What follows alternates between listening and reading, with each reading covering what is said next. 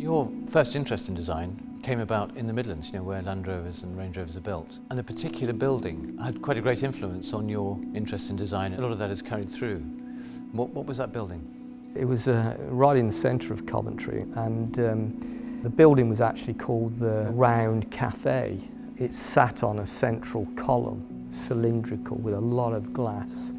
And as a very young child, I used to sit in there. My mother worked in there for a while. So I was introduced to this world of modernism and futuring from a very young age. Gerry, when you look at these two cars, they're obviously directly related. It also shows how things have utterly changed since the day that car was built as a luxury SUV. Remember, we're looking at the original here and where we currently are today, and there's two iterations in between. So that evolution, when you're looking at this to that, is quite polarising. Having said that, expectations or standards when it comes to luxury have changed massively from when this car was originally created, because by today's standards, quite frankly, a car like this, as graded as it is, it's a car that I still love, wouldn't meet those standards today. There's another object here, an Eames chair. I know it's one of your favourite designs.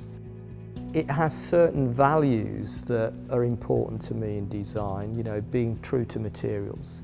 The fact that rather than covering up the structure, the base, they've celebrated that. The way it's constructed is as much about the design as the pure aesthetics.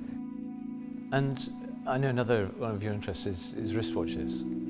And there's a particular watch that you like, which is a Patek Philippe Calatrava, and that was actually designed in the 1930s. I just love it because of its simplicity. It's as much about what it doesn't say as what it does say. But every detail on that watch, as simple as it is doing a job. And it's just a beautiful thing.